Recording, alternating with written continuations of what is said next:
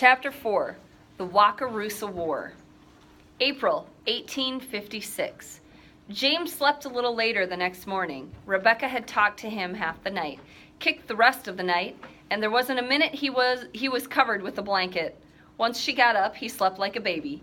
But when he finally got downstairs, Rebecca and Ma and the Negro family were already half done with breakfast. The runaways were solemnly working their way through a stack of flapjacks. The boy ate with his hands. Maple syrup streamed down his arms. Was thee sleeping away the day? Ma asked with a sparkle to her voice. It's barely sunrise, he replied. Has thee even heard thy cock crow yet? I heard thy stomachs growl, Ma said. That was enough to rouse me. Now, sit down before the flapjacks are cold as stone. James noticed that Rebecca sat right up close to the boy, cutting his pork sausage into bite-sized bits like a little mother. Now, Ma said, putting a dainty bite into her mouth. I'll catch her talking with her mouth full, James thought. But no, she chewed slowly, and they all waited for her. Now, without saying where these comes from, tell us how long these been, shall we say, traveling. This is the 4th day, ma'am, the man answered, keeping his eyes on his plate. James pictured the map on the wall with Miss Malone's classroom, imagining inches for miles, miles for days. They couldn't have come from Georgia or someplace in the deep South. They'd be way out of their way here in the Kansas Territory. From Georgia, they'd have gone up through South Carolina, North Carolina, Virginia, Washington, Maryland, and into Pennsylvania, which was a free state. No one came this way, though, through the blamed wilderness. Reasonable people didn't even live here, James reminded himself, unless these Negroes came from Missouri. James had been hearing all about the scuffles between Missouri and Kansas over who had the right to hold slaves. Missouri was a slave state, and Kansas, which wasn't even a state yet, was still fighting it out. Of course, the settlers in Kansas Territory wanted to be free soilers, and that's what they voted for. That's why Quaker families like James's settled in Kansas instead of Missouri, or instead of continuing on west along the Oregon Trail. But slaveholders in Missouri had a different plan. They swarmed across the border, which is why they were called border ruffians, and stuffed the ballot boxes and made it look like more Kansasans were pro-slavery. At the last voting, one even shouted, "We are going to have Kansas if we wade to the knees in blood to get it." The Kansas Free Soilers refused to accept the results of the voting that elected a pro-slavery legislature. They called it bogus government, headed by Government Shannon. Ma said, man's nothing but a scoundrel. Now Pa was off in Topeka with other Kansas Territory men, trying to hammer out a constitution so Kansas could become a state, a free state. They were electing a free soil legislature, and they were putting up their own Dr. Charles Robinson for governor, but it sure wasn't easy. All last year, before James and his family had come from Boston, there'd been border skirmishes. The Wakarusa War, they were calling it. For the Wakarusa River that pulls through Lawrence, and it wasn't over yet. A small civil war, they were calling it, because pro-slavery and anti-slavery people from the same union fought each other at arm's length. They were close enough to see what color eyes the enemy had, smell his breath. Jeremy Macon had told James all about it, about how he'd gotten to shoot one of those Sharps rifles. James Weaver, it was so exciting. You miss it. Best things that happened in my lifetime.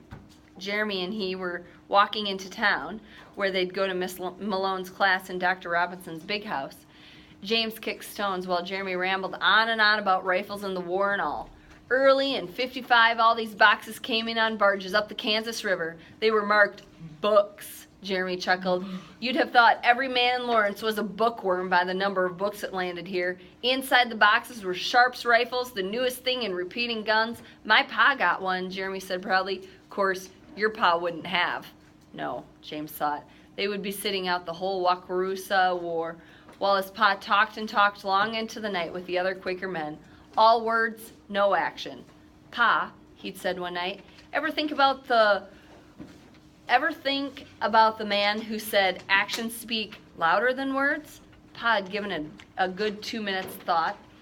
in that friend's way of weighty, churny silence. Well, son, here's what I believe.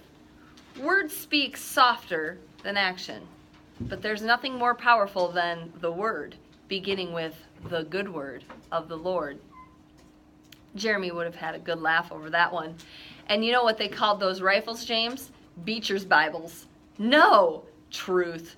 Jeremy crossed his heart. Henry Ward Beecher, why, he got up and spoke at the Congregational Church last year, said we had to raise money for self-defense, said get guns in here, not Bibles. This was hearsay. If James's parents could hear this, said a rifle's a higher moral power so far as these pro-slaves are concerned. Said you might as well read the Bible to the buffaloes as to one of them slaveholders. That's how come they're calling Beecher's Bibles.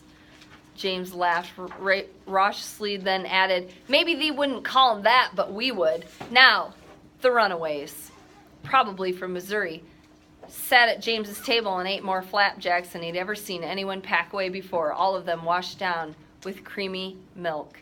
Ma said, best not go outside today. We don't know much about our neighbors yet. So James wondered what they'd all do indoors, play chess? But Ma had it all planned out. She turned to the young woman who still hadn't said a single word. Mrs., I could use a hand with the ironing today. It's my day to wash bed linens.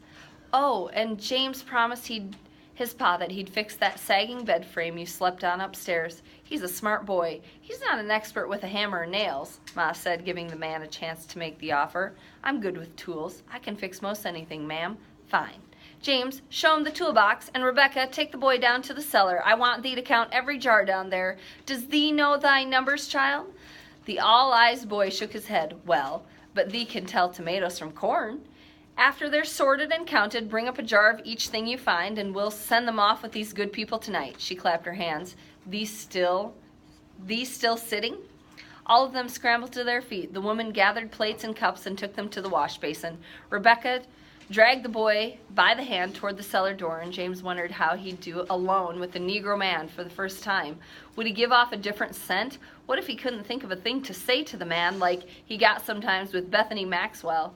Upstairs, the man rifled through the toolbox until he found 4 sturdy nails, and then shoved up his threadbare sleeves and took the bed apart, looking at it every which way. He could stay squatted for the longest time without toppling.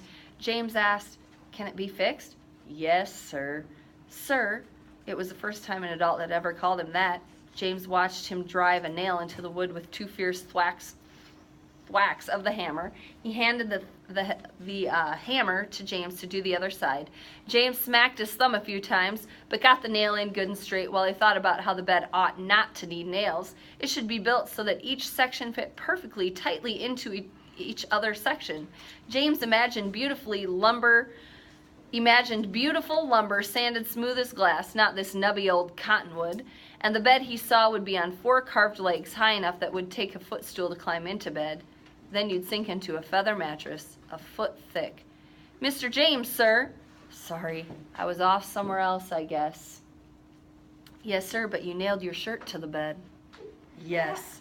James yanked at his shirt and heard a sickening rip. Ma would never let him hear the end of this while she patched his shirt. Hold up, Mr. James. The man expertly separated the 2 pieces of wood so James could slide his shirt out. She's going to tan my hide. James quickly tucked the shirt tail into his trousers. The man snorted, fighting back laughter. Thee mustn't tell my mother. Promise? Yes, sir. At dusk that night, the runaways were layered in the warmest clothes Ma could find. The woman carried a cloth bundle over her shoulder, canned tomatoes and corn, dark bread, some jerky, and the last wedge of gooseberry pie. They waited. Finally, a strange man came to the door, but Ma seemed to recognize him. I heard no wagon wheels, Ma said. Couldn't shake a wagon free, Ms. Weaver.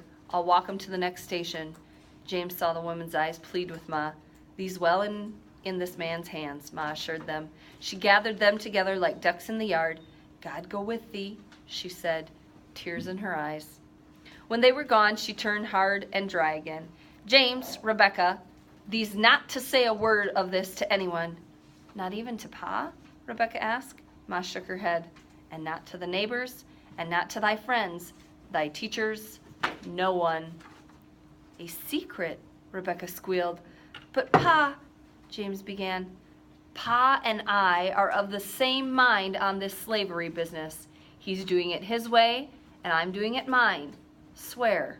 She reached for a Bible on a hutch behind her. "Come, Rebecca. Thee too, James." All three placed their hands on the Bible. "I swear," James said, with a heavy chest.